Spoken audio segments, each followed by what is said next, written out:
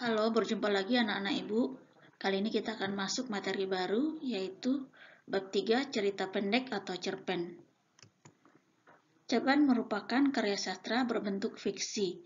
Kenapa dikatakan fiksi anak-anak ibu? Karena cerita yang dialami tokohnya kebanyakan fiktif. Tapi tidak menutup kemungkinan cerita yang terdapat dalam cerpen tersebut bisa kita temukan dalam kehidupan kita sehari-hari.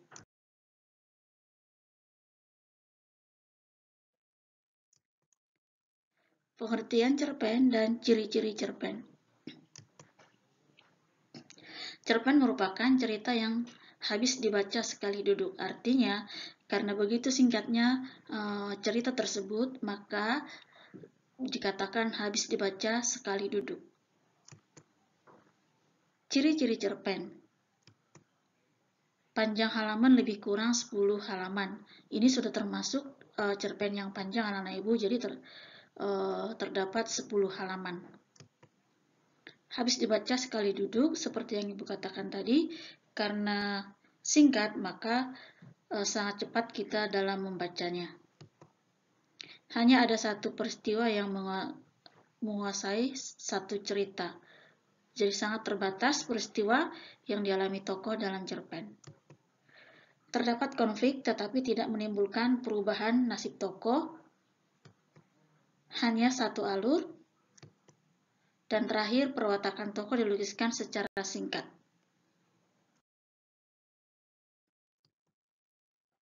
Jenis cerpen berdasarkan isinya.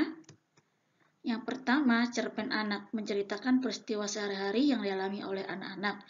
Contohnya tentang bermain, tentang belajar.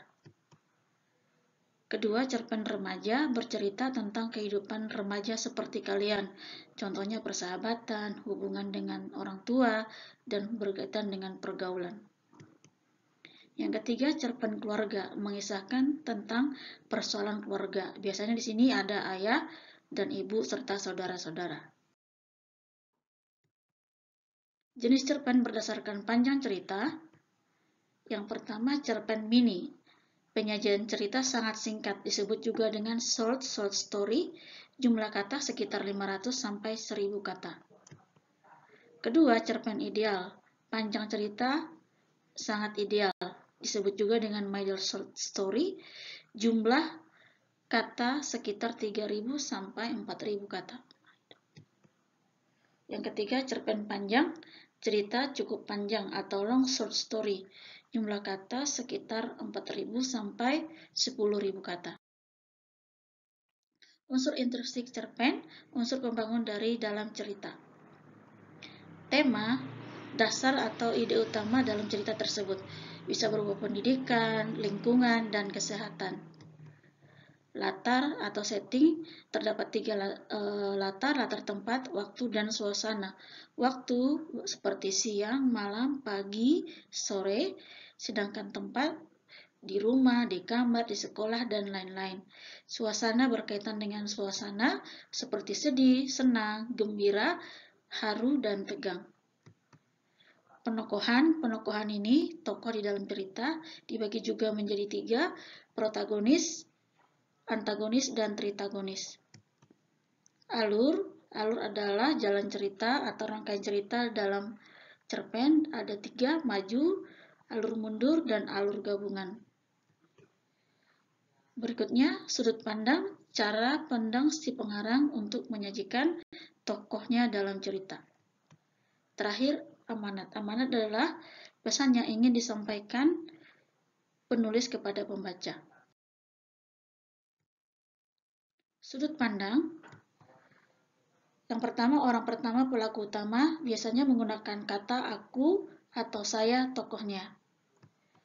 Yang kedua, orang pertama pelaku sampingan, pengarang bercerita tetapi bukan sebagai tokoh utama.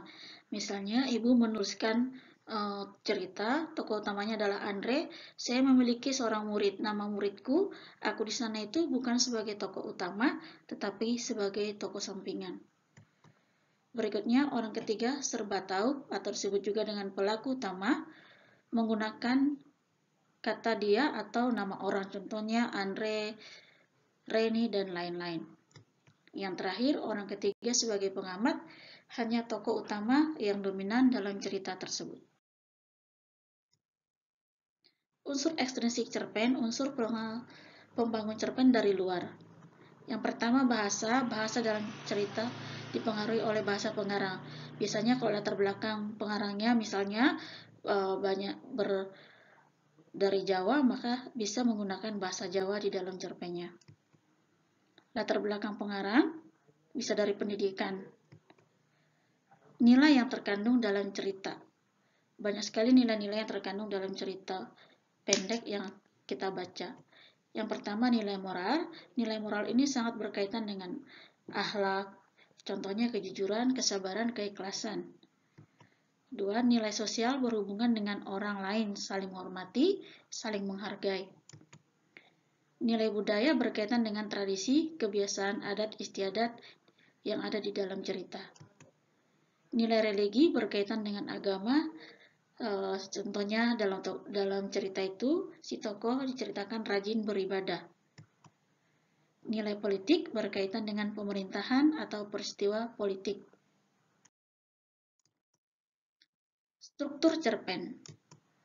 Yang pertama orientasi ini berkaitan dengan pengenalan tokoh dan latar dalam cerita. Kedua komplikasi, permasalahan yang dialami tokoh atau peristiwa yang dialami tokoh dalam cerita. Yang ketiga, resolusi penyelesaian masalah. Tahapan-tahapan alur dalam cerpen. Yang pertama, pengenalan tokoh. Contohnya, ada seorang anak bernama Andre. Dia tinggal di sebuah desa. Ini awal konflik. Andre tiba-tiba didatangi seorang laki-laki yang tidak kenal. Yang ketiga, konflik memuncak. Andre tiba-tiba dibawa secara paksa oleh pemuda tersebut. Yang terakhir, konflik selesai. Tanpa disadari ternyata ada tokoh lain yang menolong Andre. Akhirnya Andre lepas dari si pemuda tersebut. Unsur kebahasaan cerpen. Penggunaan kata ganti. Orang pertama tunggal menggunakan kata saya, aku, daku, ku. Orang pertama jamak ada kata kami dan kita. Orang kedua tunggal ada kata engkau, kau, kamu, anda. Orang kedua jamak kalian, anda sekalian. Yang ketiga, orang ketiga tunggal ia, dia, beliau, dan nya. Orang ketiga jamak mereka. Kita masuk dalam gaya bahasa yang digunakan dalam cerpen. Yang pertama metafora, membandingkan dengan benda yang dianggap sama. Contohnya, tangannya lembut bagaikan sutra. Jadi, di sini tangannya disamakan atau dibagaikan seperti sutra yang lembut. Yang kedua, personifikasi mengibaratkan benda mati seolah-olah hidup. Contohnya, angin menyapaku dengan lembut pagi ini. Sebenarnya angin itu tidak bisa berbicara, ya, tapi karena dirasakan kesegarannya, maka disebut menyapa. Yang ketiga, hiperbola melebih-lebihkan. Hatiku hancur mendengar berita itu. Ya, ini tidak mungkin hatinya hancur, tapi untuk melebihkan saja. Berikutnya, litotes, melukiskan sesuatu sekecil-kecilnya untuk merendahkan diri. Contohnya, hanya televisi butut ini hiburan kami sehari-hari. Televisi butut ini menandakan kerendahan atau merendahkan diri. Yang terakhir, ironi, sindiran secara halus menggunakan kata kebalikan yang dimaksud. Contohnya, tulisanmu bagus sekali, aku tidak bisa membacanya. Karena sesungguhnya tulisannya tidak bagus. Karena apa? Karena dia tidak bisa membacanya. Penyusunan cerpen. Yang pertama, langkah-langkah menyusun cerpen. Jika anak ibu mau menulis cerpen, yang pertama kalian lakukan adalah menentukan tema. Supaya cerpen yang kalian buat itu bagus, ya. Temanya itu bisa berkaitan dengan pendidikan, kesehatan, lingkungan, politik, dan lain-lain. Yang kedua, menentukan pusat pengisahan sudut pandang menggunakan aku atau nama tokoh lain. Berikutnya, menentukan perwatakannya, tentukan watak yang baik, yang jahat, atau yang menjadi penengah. Berikutnya menentukan latar. Latarnya biasanya nggak terlalu banyak karena cerpen. Menentukan peristiwa alurnya, alur maju, alur mundur, atau alur gabungan. Nah, setelah anak-anak ibu menulis cerpen, ada saatnya kita harus menyunting cerpen itu supaya cerpen yang kita buat tidak lari atau cerpen yang kita buat itu semakin baik. Yang pertama adalah sebelum kita menyunting, membaca cerpen secara keseluruhan. Yang kedua, meneliti kesalahan. Kesalahan yang kita teliti itu berupa ejaan, penulisan kata, dan tanda baca. Nah, yang terakhir, setelah kita menemukan kesalahan ejaan, penulisan kata, dan tanda baca tadi, kita memperbaiki kesalahan tersebut di dalam cerpen yang sudah kita buat. Demikian penjelasan Ibu, anak-anak Ibu. Mudah-mudahan kalian mengerti dengan materi cerpen yang sudah Ibu jelaskan. Terima kasih, sampai jumpa.